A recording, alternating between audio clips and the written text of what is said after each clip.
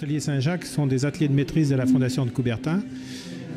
Ateliers de maîtrise qui travaillent comme une entreprise, en accueillant à mi-temps des boursiers de la Fondation, donc qui partagent leur temps entre travail à atelier et études générales et développement culturel de leurs connaissances. Donc au sein des ateliers Saint-Jacques, on a l'ébénisterie et la menuiserie, on a la métallerie et la ferronnerie, la taille de pierre, et puis on a également une fonderie d'art qui s'appelle Fonderie de Coubertin. Donc cet ensemble, c'est la Fondation de Coubertin qui est reconnue d'utilité publique et qui participe donc à la formation et au perfectionnement général et culturel de jeunes ouvriers, principalement issus de l'association ouvrière des Compagnons du Devoir. Concernant la grille de l'Hôtel-Dieu de Troyes, c'était un travail intéressant par le fait des techniques qui étaient employées à l'époque et qui étaient très formatrices pour les jeunes et qui en même temps permettent de maintenir des savoir-faire, parce que pour maintenir des savoir-faire, il faut avoir des travaux à faire. C'est un chantier tout à fait remarquable par la dimension, son dessin qui est absolument extraordinaire, ses proportions qui sont surprenantes en fait, 12 mètres de haut au sommet de la croix, c'est remarquable, une des plus hautes grilles qu'on connaisse du 18e.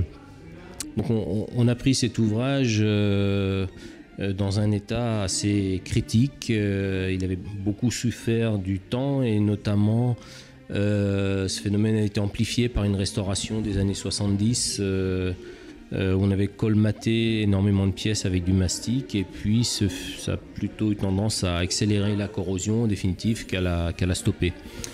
Ceci dit, cet ouvrage présentait un gros intérêt, c'est qu'il avait été peu restauré. Donc beaucoup d'éléments originels étaient encore en place et pour nous ça c'est tout à fait captivant, tout à fait passionnant de travailler sur un ouvrage où on a les traces de nos ancêtres, je dirais de nos prédécesseurs et des traces originelles sur les façons de faire, de repérer les fers et puis sur le repoussage, de voir la maîtrise qu'ils avaient du repoussage et du dessin, quelque chose d'absolument fabuleux. Des assemblages aussi audacieux qu'on n'oserait peut-être plus faire maintenant quelquefois. Donc tout ça était du plus grand intérêt. La restauration d'un ouvrage comme ça,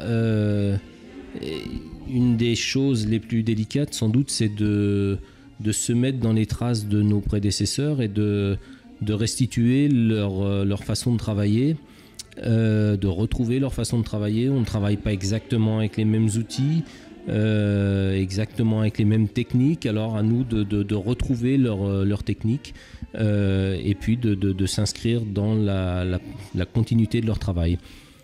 Une des démarches les plus importantes, c'est d'essayer de conserver. On n'a pas seulement un rôle de restaurateur, mais aussi de conservateur. Donc on a essayé de conserver autant que possible les éléments, quelquefois des fragments originaux, et donc de compléter les parties manquantes ou trop corrodées par des pièces neuves, devant s'ajuster parfaitement. Et puis retrouver la fluidité du dessin originel. Ça, c'est une des plus grandes difficultés sans doute de cette restauration. La grille de l'Hôtel-Dieu, qui nous concerne aujourd'hui, a été réalisée en 1760. Elle a été réalisée par un serrurier parisien, Pierre Delphin.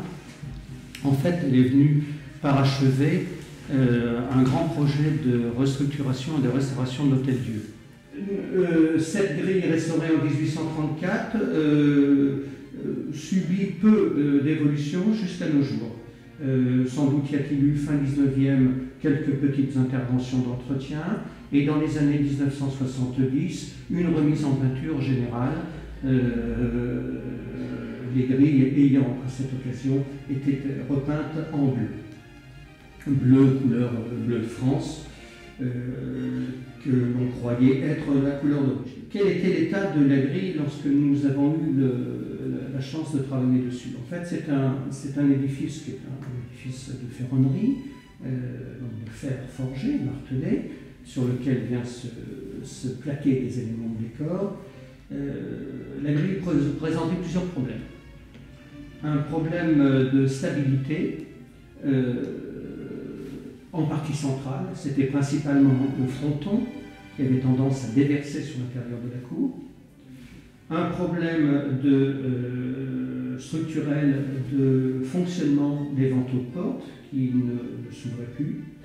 Et surtout, le troisième élément, un problème très important et qui intéressait la totalité de la grille, de corrosion du métal. Alors, cette corrosion du métal est un peu la conséquence naturelle de l'action de la pluie et des intempéries sur le métal, qui avec le temps a tendance à se corroder. Un métal laissé nu se corrompt plus facilement qu'un métal protégé.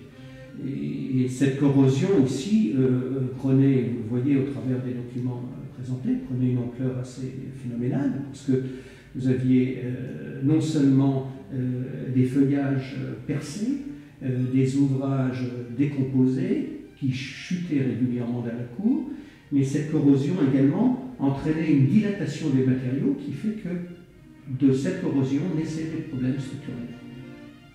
On peut sans problème dire que les déformations de certains éléments du vantaux ou de certains éléments du membron étaient le fait de la corrosion.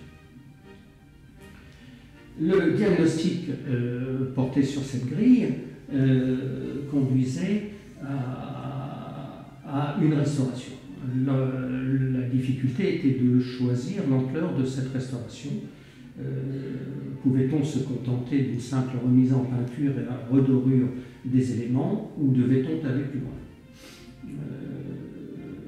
L'état constaté de la corrosion m'a fait proposer au maître d'ouvrage, le conseiller général, de procéder à un démontage complet de la grille. Cette opération a fait appel à 5 corps d'état, un échafaudeur, un maçon, un groupement de serruriers, un doreur et un peintre.